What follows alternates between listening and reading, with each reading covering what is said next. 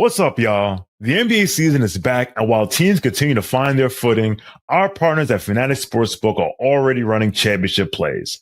Bet with Fanatics and earn up to 10% fan cash on your bets, win or lose. So even if your bet misses, you're still scoring fan cash, which you can use on NBA gear, tickets, and exclusive Fanatics events. And with fair play, if your players go down injured in the first half, your bet stays live. Make the switch and get more ways to win with FANATICS Sportsbook. Winning hits different here.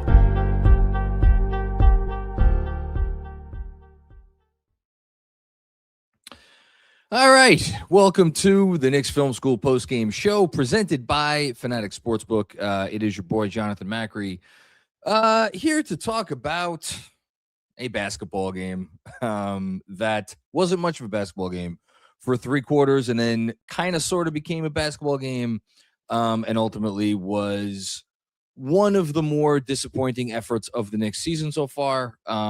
Emphasis on the word effort.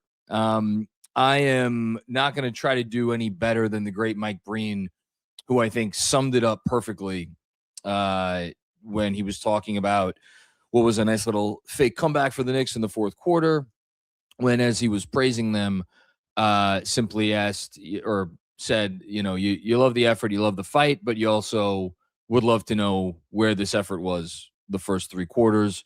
And I think every Knicks fan has every right to wonder the same thing. Look, I think there are 3 directions you could go with a game like this, which I will summarize thusly. No excuse, no starters, or no problem. And we'll take those one by one. So number one, which is I think the camp that most people are going to fall into, which is that there is no excuse. It doesn't matter if it's game 3, game 34, game 43, game 68, whatever. There's no excuse to come out after you've had a night off on the first game of a back-to-back. So it's like you haven't played the back-to-back yet. This is the first of a back-to-back. If it was the second of a back-to-back, maybe a little bit different story. No, this is the first of a back-to-back. And there's no excuse to come out and kind of half-ass it on defense, definitely for the first quarter, and I would say really for most of the first 3 quarters. You could argue that they started trying a little bit harder after halftime. I don't know. We know top-notch effort NBA defense when we see it, and we saw a little bit of it in the fourth quarter. Give them whatever credit you want for that, but we did not see it for most of the game.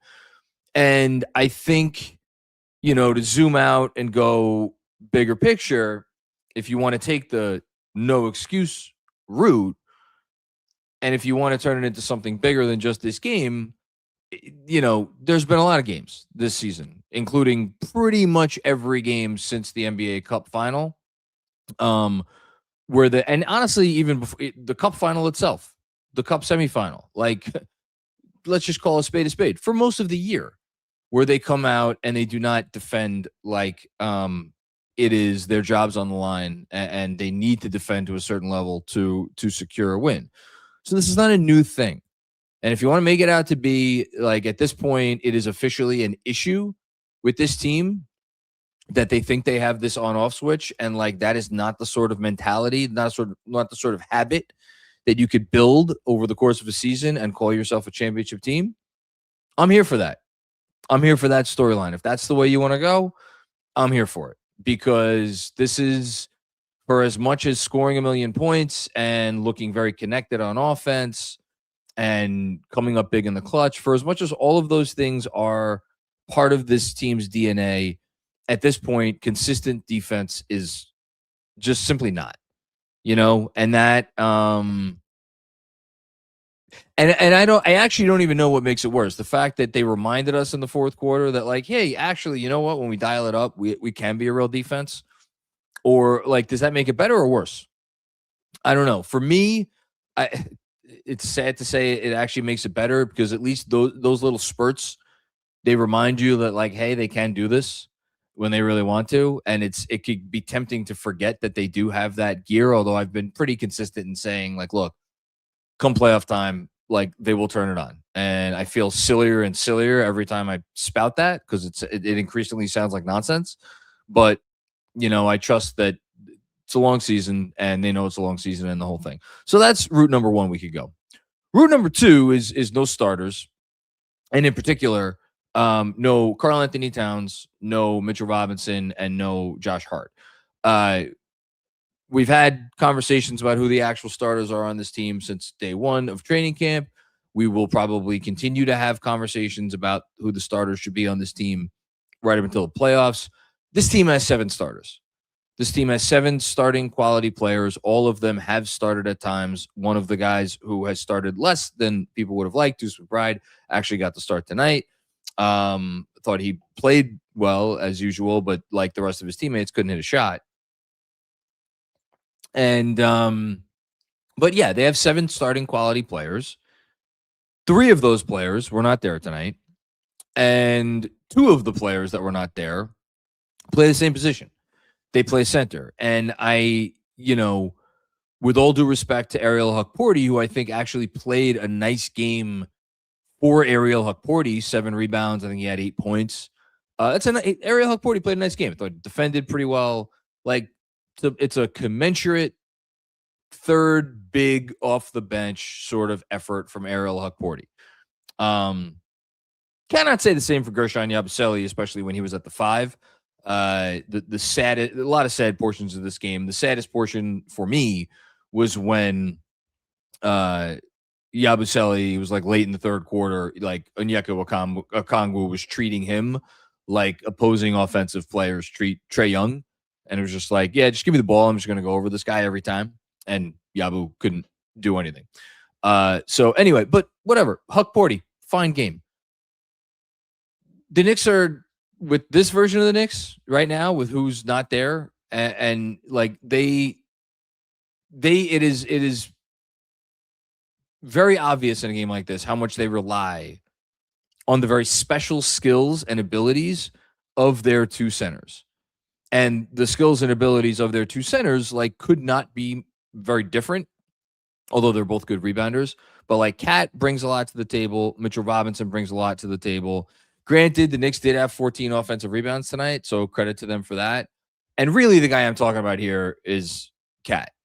And I think it's Cat specifically against this defense. And again, credit to Mike Breen. He pointed it out or maybe it was Alan Hahn. One of them pointed it out on the broadcast. It's one thing if you have Cat in those Brunson pick and rolls, and he is the spacing threat that he is. It's another thing where you have literally anyone else. And so with Dyson Daniels able to key in on Jalen Brunson and have whoever the screener defender is offer that help and then scoot back without any real threat, I'm sure we're going to talk about Cat and how much his absence was felt tonight. Like, I don't need to tell anybody how important Cat is to this team. Just look at the numbers. Look at the on-off data. The guy is their second most important offensive player.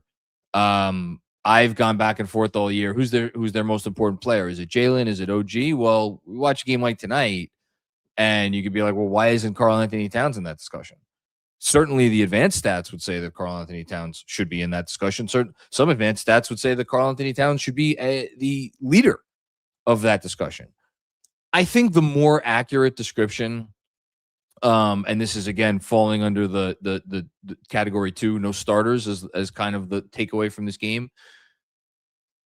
This, with all due respect to the Kevin McCullers and the Mo Diawaras and the Tyler Koleks and the Ariel Hukportis and the Trey Jemisons of the world, this Knicks team, you could say that they're built to withstand the loss of one of those top 7. Depending on who they are, you could even make the case that they are built to withstand the loss of 2 of the top 7. there is almost no universe where if they're playing a real team, and this Atlanta Hawks squad without Trae Young is a real team, with Trae Young less so. Without Trae Young, real team.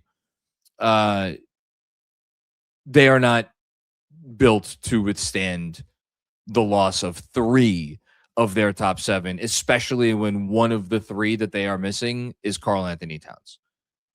So if you want to, and again, these 3 different categories, no excuse, no starters, no problem, they all kind of blend. There's some overlap. So if you want to say, well, yeah, obviously the players that were missing mattered tonight, I'm still not going to give them an excuse for their defense. Yeah, that's fine. That's totally fine. And I'm not excusing it either.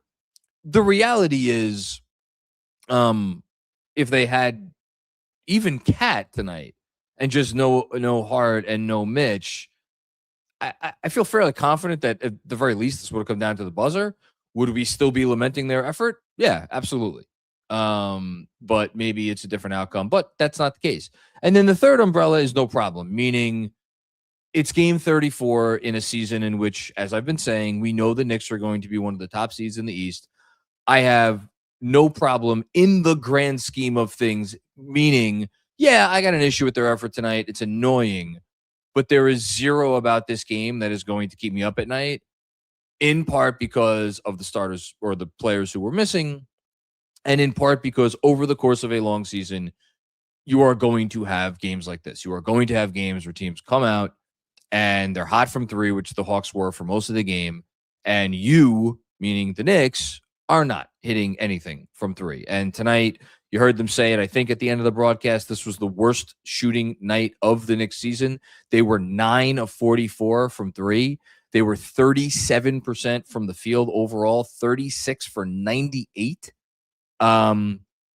If you just look at those numbers, 37% from the field, 20% from deep on 44 attempts, and they got outshot from the free throw line. The Hawks went to the line 25 times, Knicks went to the line 21 times. You would say, and on top of all that, they had 15 turnovers. You look at all those numbers, you'd be like, my God, it's a miracle that this was 111-99. They must have really defended their ass off. Like, literally, if you just looked at the shooting stats from this game, and you just looked at the turnovers from this game, and you just looked at the free throw discrepancy, which wasn't big, but it was in favor of the Atlanta Hawks. If you just looked at all those things and you saw the final score, which, again, Atlanta only 111 points, you would be like, man, that must have been a gritty defensive effort by the Knicks, and they just couldn't put the ball in the basket enough to come home with the win.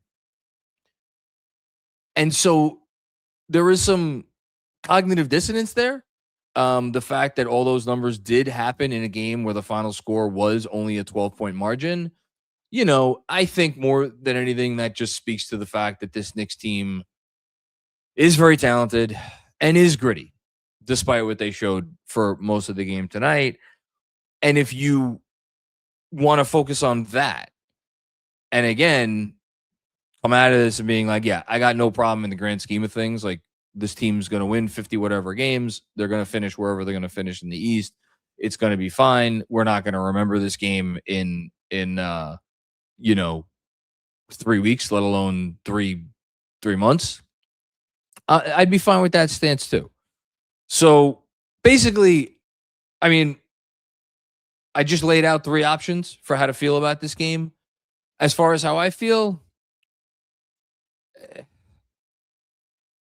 honestly, am I losing sleep over this one? No. Is it annoying? Yes.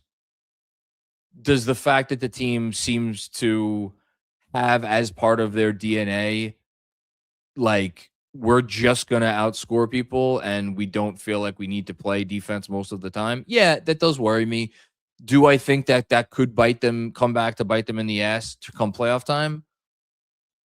If they don't correct it, and if they don't improve on that habit between now and April, yes, I would be slightly worried. But I also think there's a lot of time between now and April. So that's my stance. If people are a little bit more upset than me, if people are a little bit more worried than me, if people want to be a little bit madder at them than I am right now, all of that's fine, and I'm here for all that. Again, I think if you were certainly in Madison Square Garden tonight and you sat through the first, 3 quarters, and you were like, "Fuck this! I'm not, sticking around for the last quarter of this garbage," and left, and you wanted to super chat in or chat in saying, "F this team, lost a lot of my respect tonight."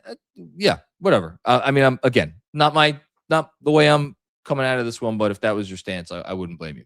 Speaking of chats, reminder: Friday night, so we do our Fanatics Sportsbook FanCash chat of the night, in which I will select one winner by the end, and that person will be the proud recipient of $25 in FanCash to do with as they wish. So make sure your chats are good. I think that's it. I really don't have anything else to say about this game. It was ugly and frustrating and annoying, and I am a little worried we're going to be looking at a 3-game losing streak because Philly's coming in tomorrow ready to play. That team's just playing really good basketball this year, and not only are they going to come in ready to play, they're coming in with those 4 guards, I guess, where you want to talk about, and we saw it to some extent in the last time those teams played. You want to talk about a recipe to beat this Knicks team and put up points on this Knicks team, have quick, shifty guards who can shoot the ball. So, tomorrow's going to be interesting. Tomorrow's going to be interesting. It'll be interesting to see if the Knicks feel like they need to respond in a big way. Or if they once again are like, yeah, it's a long season, whatever. But, the more you get these sorts of games, the more they start to matter. And if nothing else, it definitely makes the Spurs game sting that much more. So, all right, let us get to our review of our best bets of the night. Again, presented by our friends at Fanatics Sportsbook. Dum me put in, we put our picks in early. So I think I put my pick in around noon. Yeah, at noon. I think right before I did take down today. So it was like 11:55 or so. And then right from there, the rest of my day was crazy. And my wife and I had a date afternoon/night tonight. So we went to the movies. We saw The Housemaid, which I will comment on later. And then we had dinner and then got back here in time for the start of the game. So I didn't even see the Karl Anthony Towns when he was listed as questionable with an illness, let alone when he was a game time decision. And then finally I was like, oh, he's out. That's great.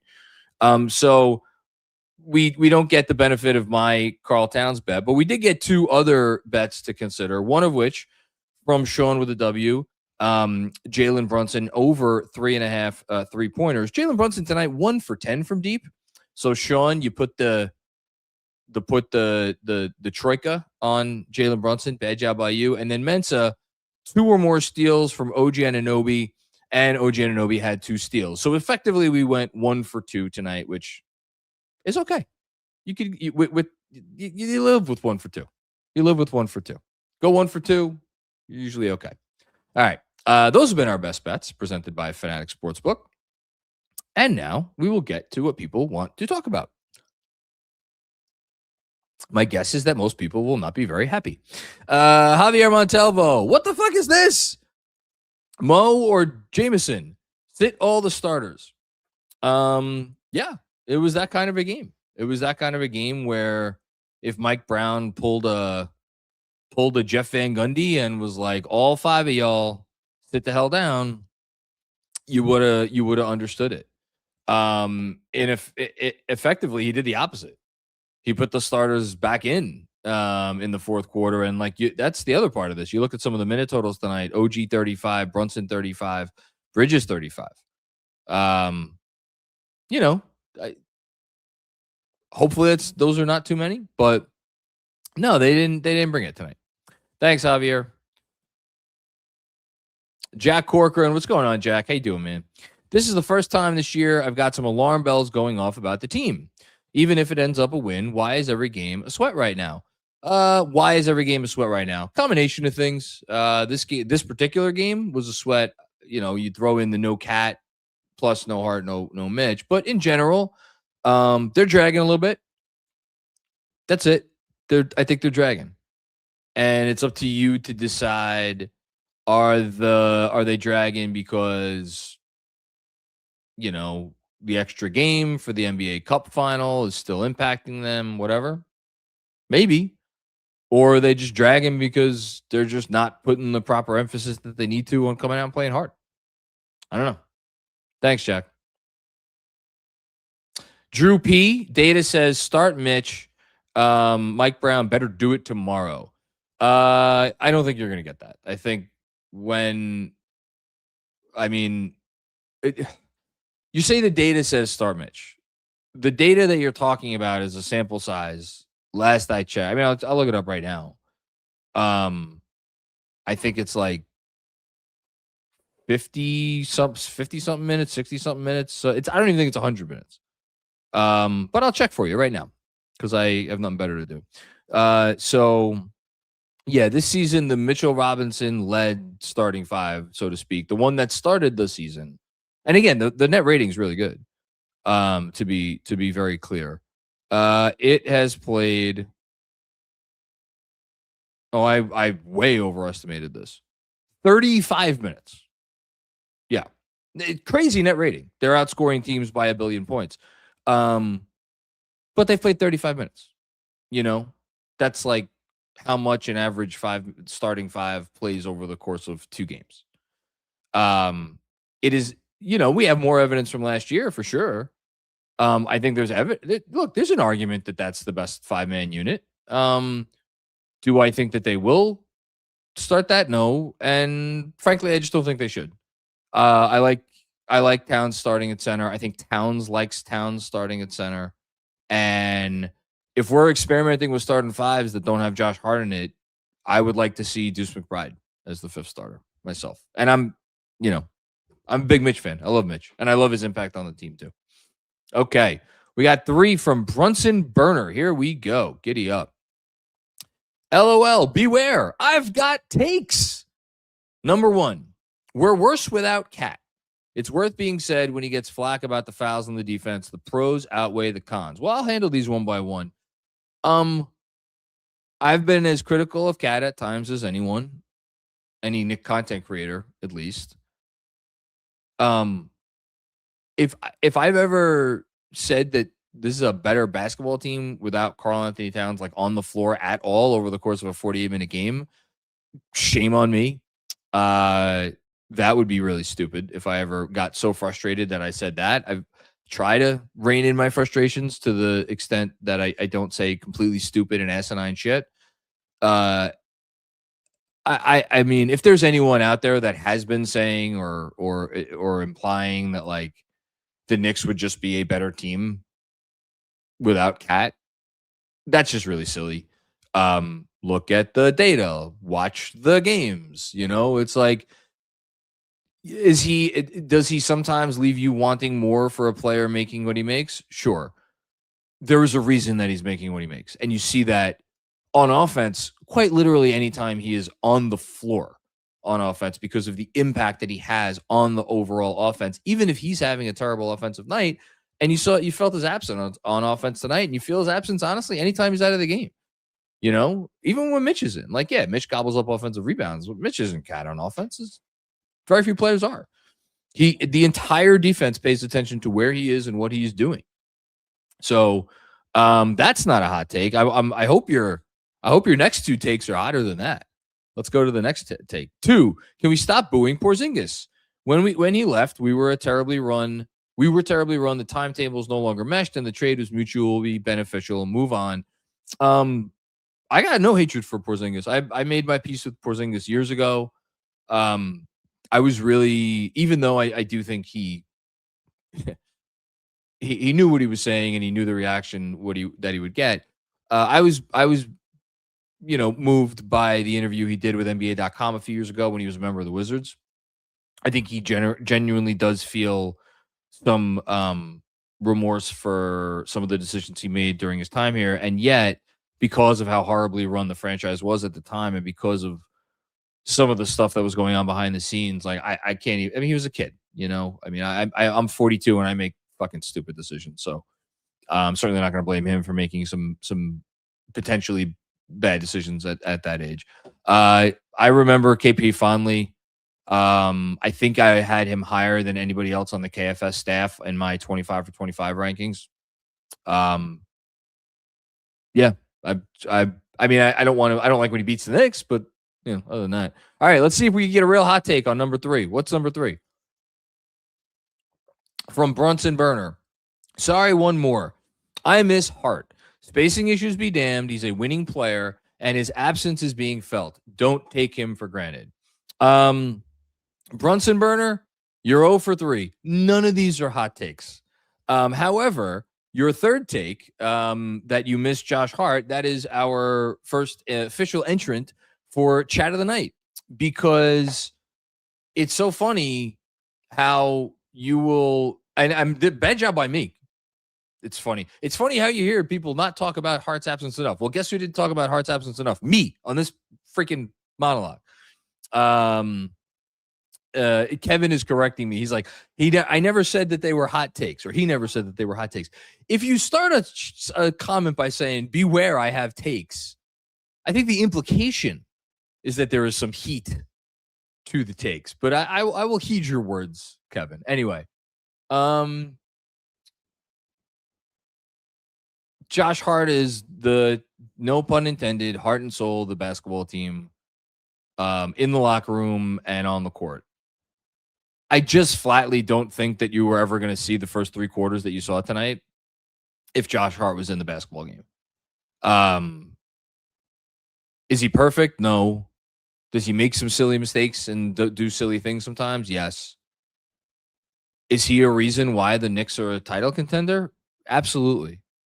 And I just, like, and you talk about spacing.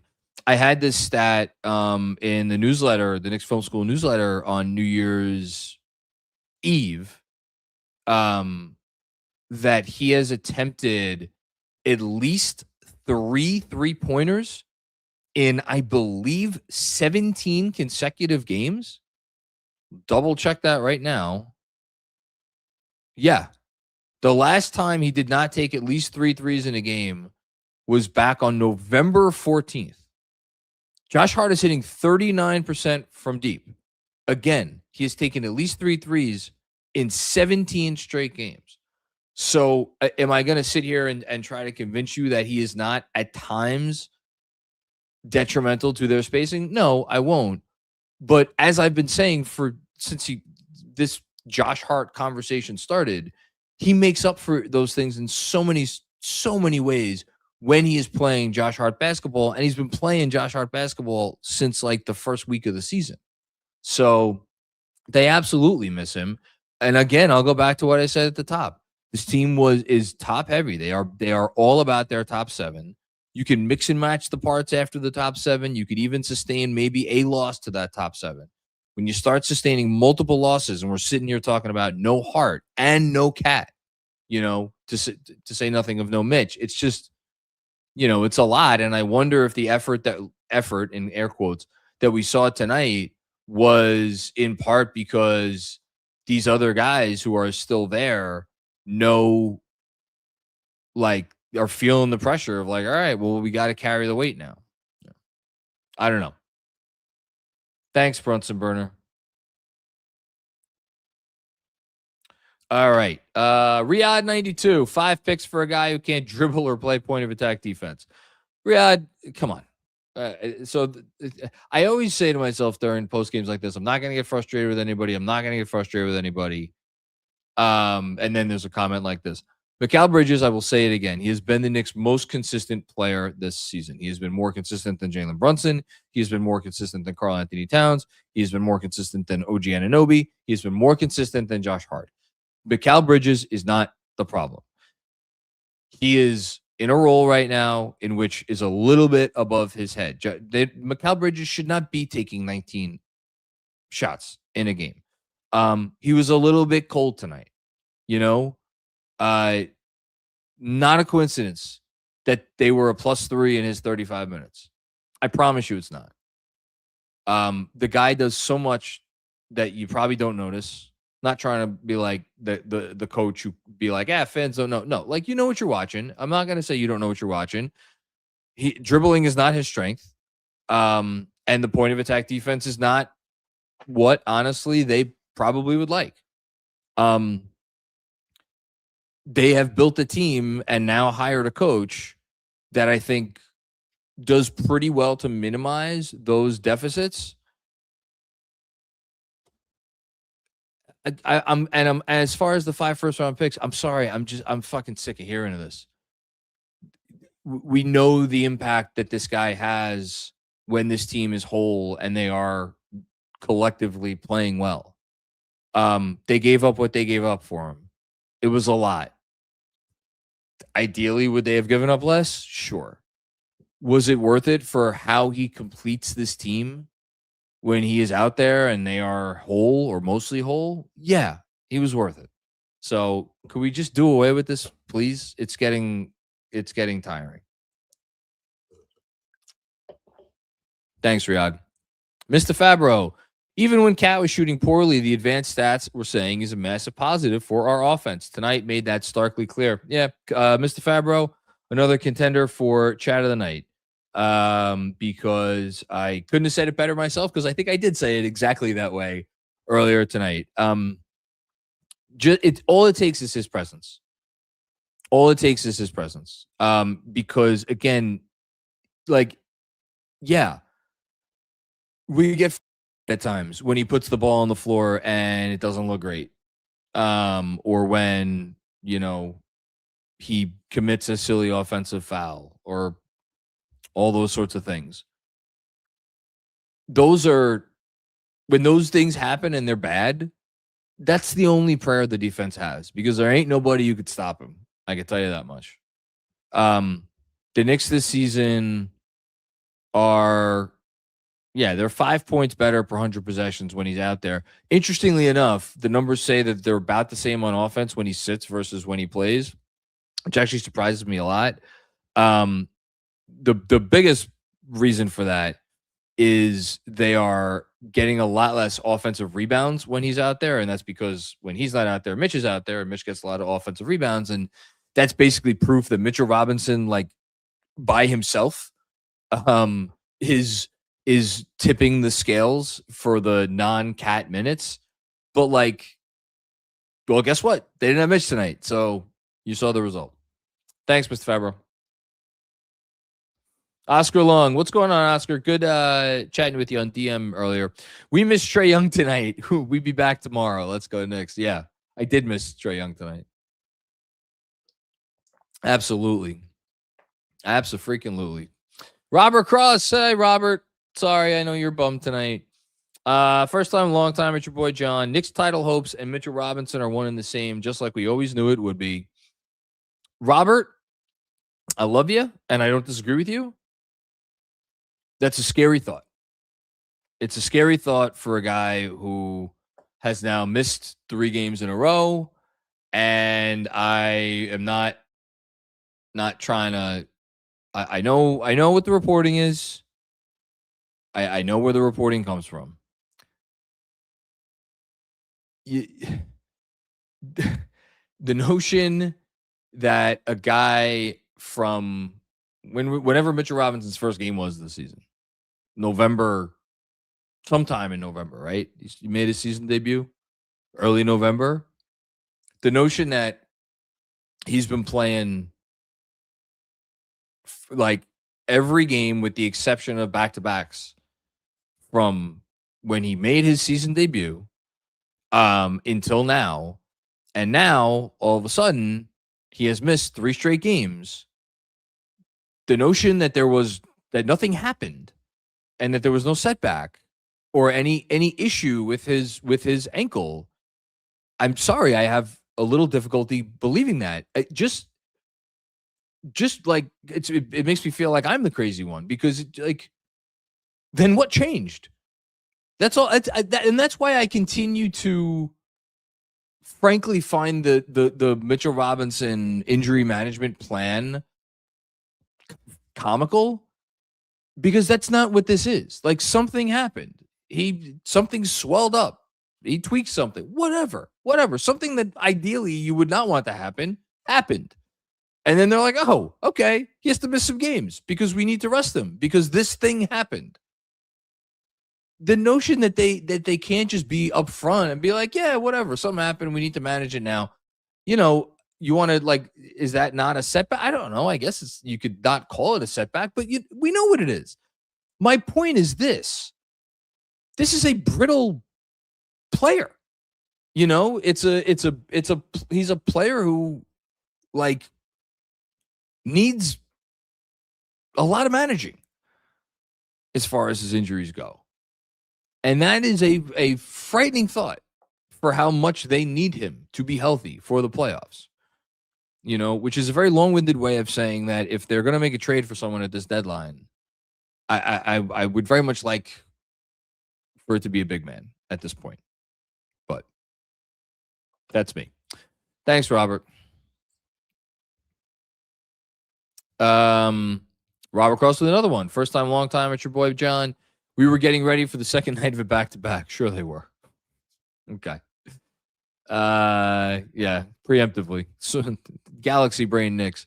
Jacob Levin. Kev, we could do stat of the night after this. Love it when Huckporty lathers his hands with butter. Yeah, look, I don't want to crap on Huckporty. Huckporty had a perfectly fine game. It's just he gives you almost nothing on the offensive end. I know we got offensive rebounds tonight. He gives you almost nothing on the offensive end. And defensively, I actually thought defensively he was okay tonight. You don't feel him. He's not striking fear into anybody's hearts. So, yeah. Thanks, Jacob. Anthony, what's going on, Anthony? Next, okay, yeah, we'll do it after this one. I felt like the starters should have sat the last 5 to 8 minutes of the fourth quarter since we play tomorrow, and Bridges is too inconsistent for my liking. I would have been fine if he sat the starters for the rest of the game. I thought that's what he was going to go with. He didn't. I'm not going to. I mean, they got it down to 9. So you can't be like, what a stupid decision that was. But I don't know. We'll see how they look tomorrow. Bridges being too inconsistent for my liking. Look, much like Cat, the bar that Bridges is going to need to continue to clear for his entire Knick career is just going to be higher than everybody else. It's going to be higher than OG Anunoby. It's going to be certainly higher than Jalen Brunson. Like Jalen Brunson, we were texting about it earlier today. Like we don't talk about it here because he's our guy and we love him, and I love him. He's my MVP. Maybe he should be considered stronger for the league MVP. His defensive on-offer metrics are some of the worst in the league, and third quarter of this game, come out and it's a 13-point game, and you're like, look, you're home. It's 13. 13 ain't shit. 13 is nothing. You come out, you put your foot on the gas in the third quarter, you tie it up going into the fourth or whereabouts, and you go in the ball game. And the first possession of the third quarter, Dyson Daniels, again, as if he was being guarded by his teammate, Trae Young, takes Brunson into the paint, floater over his head like nothing. Now, do I think that Jalen Brunson wasn't trying there? No, I don't think he wasn't trying. I think he's a small man, and defense is not his strong suit, and he has to exert a lot of energy on the other end, and he's trying to balance the scales. But the reason I'm pointing that out is not to disparage Jalen Brunson. The reason I'm pointing it out is to just highlight how we tend to see the shortcomings of other guys more, even though there's tons of shit that Mikal Bridges is doing that doesn't, show up as loudly as what Jalen Brunson's doing. Now, obviously, Brunson's a more important and better player than Bridges, so you could give him more benefit of the doubt. But I don't know, man. Mikal Bridges has been awfully consistent in my book this year. I think he's the most consistent Knick, and I don't see. I just don't see any argument that he's not the most consistent Knick. Might he still be too inconsistent for your liking? Maybe. I'm just not there. All right, we'll do our stat of the night. Jonah's Nito stat of the night, presented by our intern, Jonah Kaufman. This is actually, I think this might be off by one, because he has Ariel Hukporti here with 16 rebounds. I could have sworn I saw Hukporti. The ESPN box score has it at 17, unless they, oh no, they took one away. Sorry, they took one away. It was 16. It is 16. It was 17. They took one away at 16. Anyway, 16 rebounds for Ariel Hukporti. New career high. Blows his previous career high out of the water. His previous career high was 7. It's also tied for the most rebounds in any game by a Knick this season. Third most, excuse me. Only Cat has games with more than 16 rebounds. And then 6 offensive rebounds for Huck. So nice job by there. And yeah, very good stuff from Ariel Hukporti. Doing as good as he could do. Still not trusting him to play minutes in a game that matters. But that's just me. Thanks, Jonah, for the stat of the night. And now we continue. Will Oliver, it could be worse. Imagine paying $350 plus to be there. Yeah, I mean, look. Other than the KF, I mean, this is just my stance, and I know people are going to hear this and be like, "What kind of fucking Knick fan are you?" Other than our KFS outings to MSG, I haven't paid money to go to a Knicks game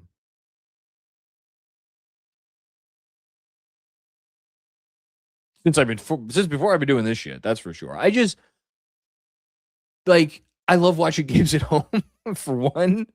I also just like staying home generally. I have a nice TV. I get to sit and relax on my couch, and the prospect that you're going to see a game that isn't, it's just the mere chance that you might see a bad, or even a good game that ends in a loss.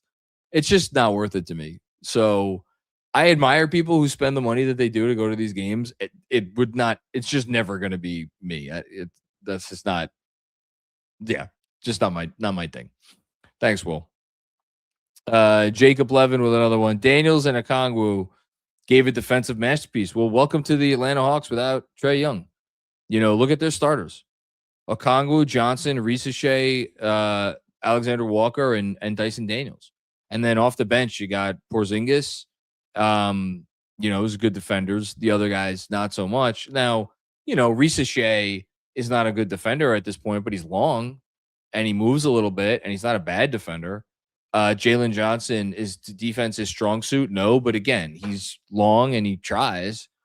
And then the other 3 guys, Okongwu is undersized, but he's very skilled defensively. And then you got Walker and Daniels as your 2 perimeter guys. It's like, it just changes the whole complexion of their team when Trae Young is not out there. And you look at a night like tonight, Johnson he was their 3rd leading scorer. It's like they have enough offense on a night when you're playing like a mediocre team. And tonight the Knicks were barely a mediocre team. Thanks, Jacob. Mark, what's going on, Mark? How you doing? Our Kevin is obviously on the 1s and 2s tonight. Mark's off and he sends in a super chat regardless. Who's better than you, Mark? Giving credit where it's due, Atlanta's 3-point contests were elite tonight. I'm not Benji or DJ, but that was the best my eyes have noticed all season. Absence of each of the guys out was felt tonight, especially Cat.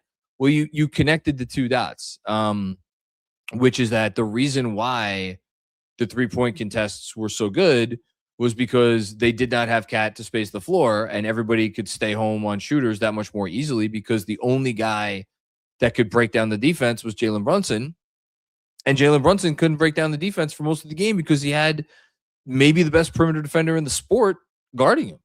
So if basically you had your pick and roll situation where whether it was Hukporti setting the screen or Yabu setting the screen, it didn't matter because that defender could leave whoever that was. You momentarily had 2 on the ball, and it wasn't enough time. And frankly, I don't think What is Brunson going to do? Like, okay, I'm going to pass the ball off to Ariel Hukporti 20 feet from the basket. Like, in theory, Yabu should be more of a threat in that spot to be some sort of anything above the break. But aside the fact that he doesn't exactly have a quick trigger, Yabusele this year above the break is shooting. Fuck is he shooting? He's 6 of 20 going into tonight. He was 6 of 22 above the break. That's 27%. That is in the 14th percentile for bigs league wide, according to Clean Glass. It stinks. So there was no reason for any other Hawk defender most of the game to leave whoever the shooter was. So you look at OG going. OG's in a slump too, so that didn't help. But you look at OG going 1 of 6, Bridges going 3 of 11, even McBride going 3 of 10. It's like, it's not surprising. The one that hurts was Brunson going 1 of 9. Not that his looks were great either, but sometimes he could pull a rabbit out of his ass, and didn't do it tonight. Thanks, Mark. Hush Zoo, what's going on, Hush? Pretty uninspiring. I know the obvious of missing Cat, but I think we missed Hart. Yep. The screening for JB was a mess, and it feels like we missed that 2-man game. Yeah, I don't know if I'd say the screening was a mess. It was just like, but there was no threat. Like Yabusele and Hukporti were not threats. But even like it wasn't just them that screened. Like they tried to screen with other guys, and again, let's be frank about what we're dealing with here. Well, let me actually take a step back. The reason they were screening with who they were screening with was like that's where the quote unquote weaker defenders were, and occasionally Brunson did get the switch. But like when you have a strong defender guarding all right, let's go down the line. Let's screen with someone who we don't usually screen with. Well, if there's a better defender on that player, and then you just switch it, like that doesn't really accomplish much. So that's why do I blame their offense tonight given the personnel? What the hell did I say? They went from 8 of 9 of 44. I can't blame the offense tonight. The blame lies with the defense and the defensive effort. Thanks, Hush. Jacob with another one. What's going on, Jacob? Thanks for all the contributions tonight. If Mike Brown gets credit for our offense scoring and expanded rotation, he should also get credit for our defense. It was painful to watch tonight. You're not supposed to have to coach effort. That's every coach ever has said that. The Knicks, right, and and everybody's favorite punching bag, Karl Anthony Towns, who has some of the best defensive metrics on the Knicks, by the way, was not there tonight. The Knicks after tonight, what are they now? So this does not include tonight. They came into tonight 16th in defense. Frankly, wouldn't be surprised if they fell even. You know who was right behind them actually? The Atlanta Hawks. So the Hawks maybe passed them on the defensive rating rankings tonight. Which would drop the Knicks to 17th. That's just like, I know the Nuggets won a championship when they were ranked 15th in defense. There's a breaking point here. Like you got to show yourself to be a decent enough defense. Am I blaming Mike Brown for the defense right now? No, I'm not. But if you want to, yeah, sure. I tend to. When you're not seeing the effort, I don't think Mike Brown should have to coach the effort of these players. That's me. If you want to disagree, that's fine. Speaking of Mike Brown,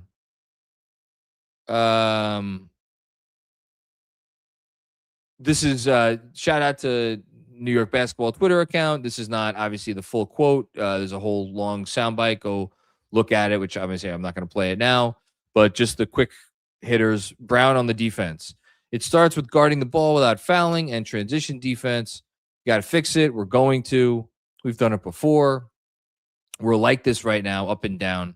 Hopefully not going back too many more steps. The other thing, we can score, but not tonight. I believe in this group. We'll get it figured out. Like, he doesn't seem too worried. I'm watching his reactions, which are very Mike Brownish.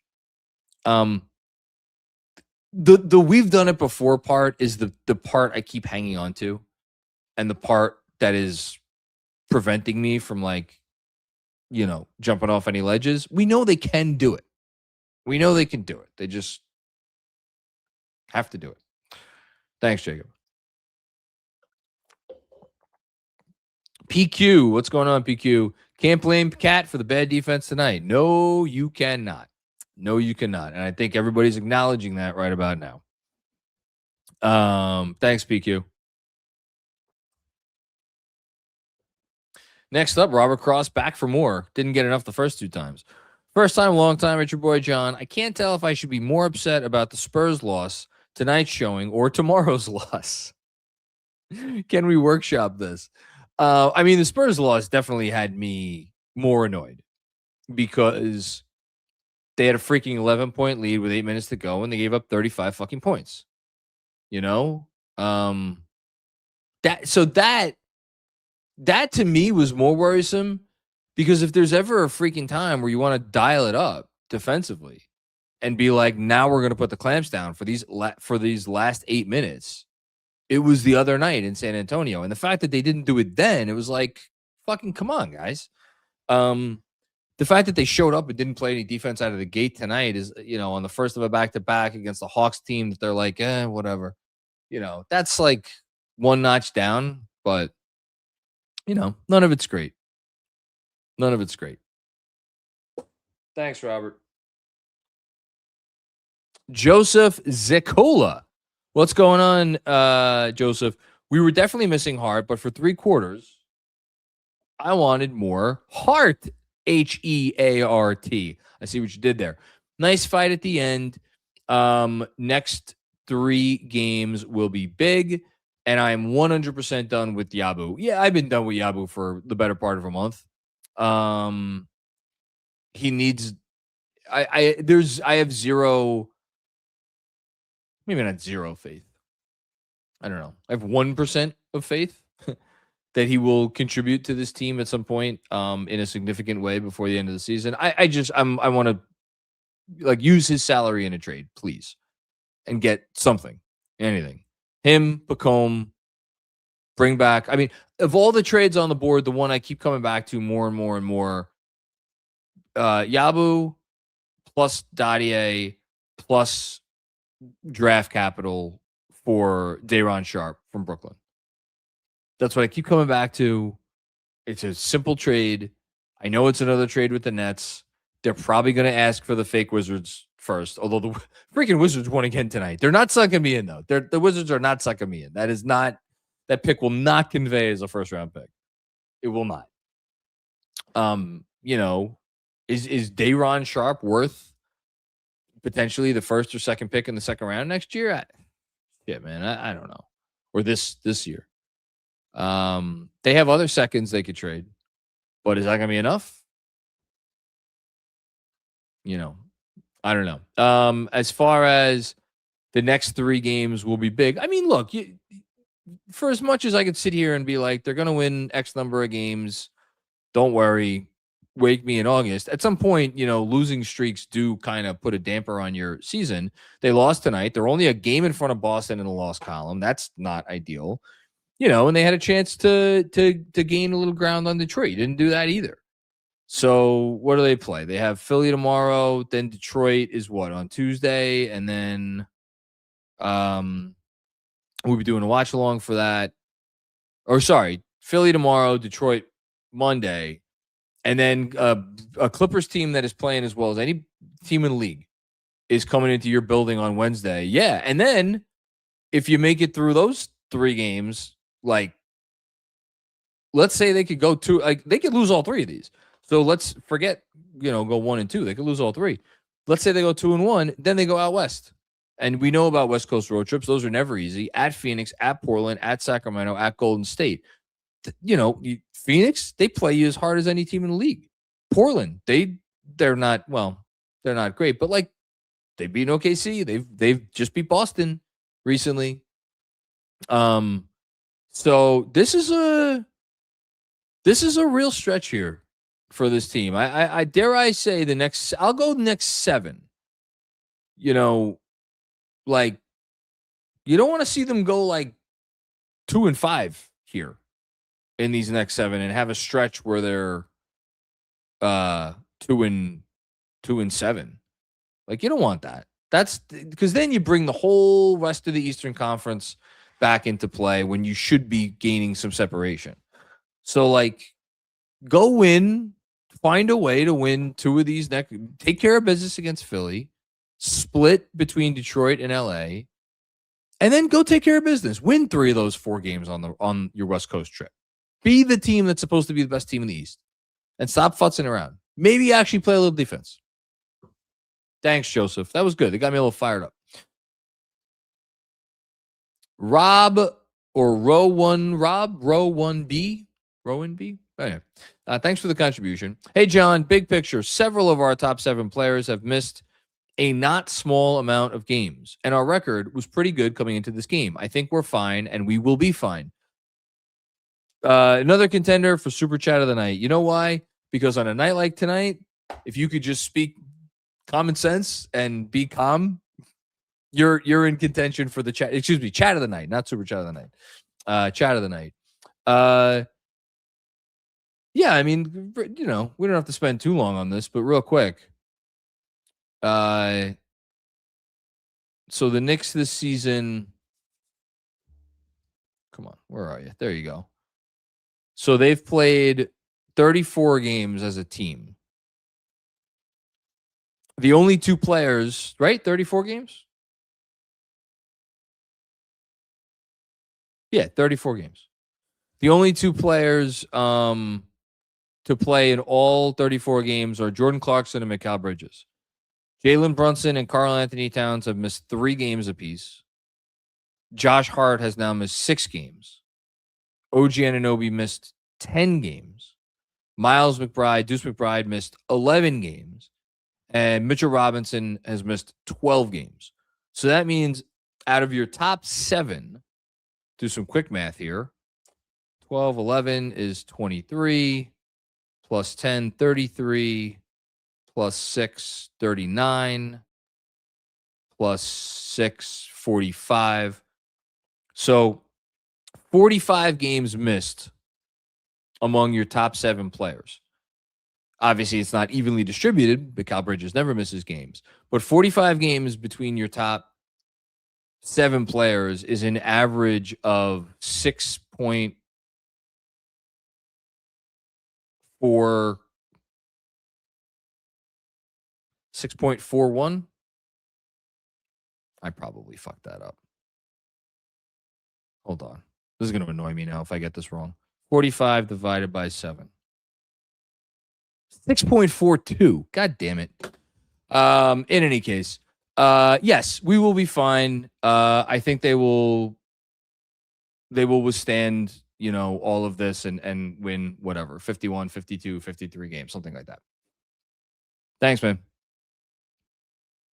Dirty Dancer. What's going on, Dirty Dancer? Appreciate the effort to increase Yabu's trade value, but at this point, it's a sunk cost. I don't want to see a minute of him as a Knick again. This is from Kevin Danishevsky. I will take your word for that is from Kevin Danishevsky. I don't think this is trade value. I think this is Mike Brown's A, trying to give him a chance, and B, just needs a body. But Yabu is not the answer. Thanks, Dirty Dancer, via Kevin. And then Dan Hidalgo, how likely do you think it is we trade Tyler or Deuce? I mean, I said shout out to my girl Rebecca Chasen. We went on and did the Knicks Twitter show.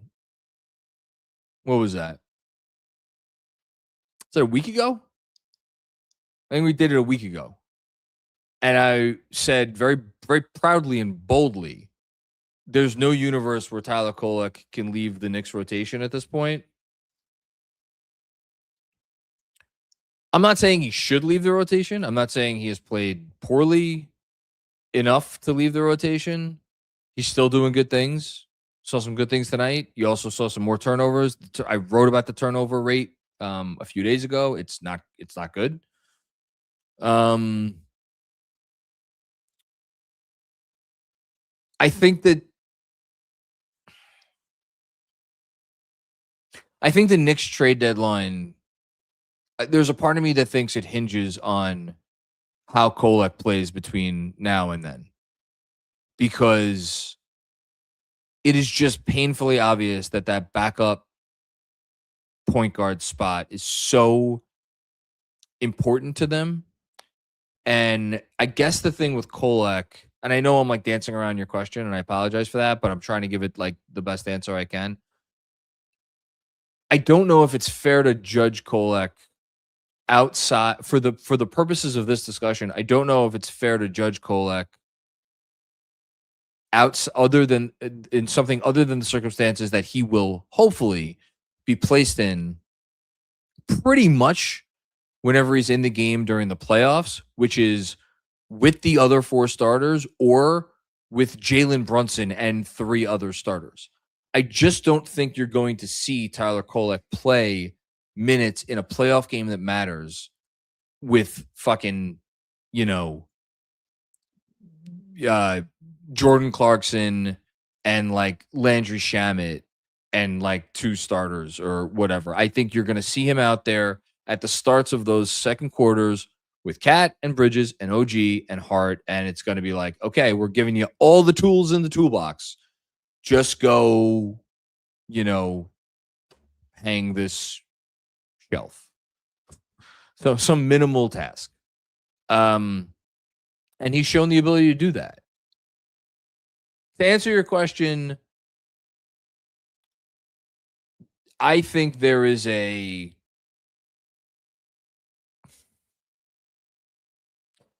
25% chance they trade one of them.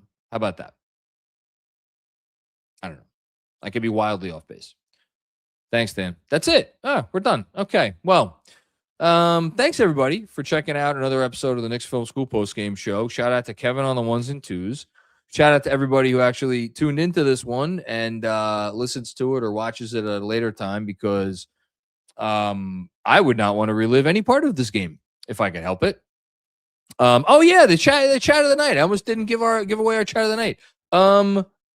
Silly me. Can we put up Mr. Fabro's chat again? Even when Cat was shooting poorly, the advanced stats were saying he's a massive positive for our offense. Tonight made that starkly clear. And then can we put up the last guy? RO1B. Big picture, several of our top 7 players have missed a not small amount of games, and our record was pretty good coming into the game. I think we're fine, and we will be fine. Man, these are both good. I really like both of these chats. I'm going to go with this one because it got me to do some math, and I love doing math. And he's right. I don't think enough attention has been given to the fact that the Knicks have missed, again, their top 7 players have missed 45 total games. And that is very relevant, and we should not discount that on a night like tonight, because again, these games are never games in a vacuum. They always exist in the larger ecosystem of the season. And I know that's not comforting to a lot of people tonight, given what they witnessed, but that's kind of my stance. So let's get, so I don't know how to pronounce this person's name, RO1B. Please send an email to knicksfilmschool@gmail.com. Let us know your fan or your Fanatics Sportsbook username, and we'll go ahead and get $25 in FANCASH for you for having the chat of the night. So, yeah. Kev, did I forget anything? No. Okay. So now we can end the show. Congratulations to our chat of the night winner. Thanks again to everybody. I'll be back with tomorrow's postgame. Until then, everybody have a great start to your weekend. And we'll talk to you soon. Peace out. Must be 21 or older. Gambling problem? Call 1-800-GAMBLER. Connecticut, call 888-789-7777. Massachusetts, call 800-327-5050. New York, call 877-8-HOPE-NY. Maryland, visit mdgamblinghelp.org. Not available in all states. Terms apply. See the Fanatics Sportsbook app.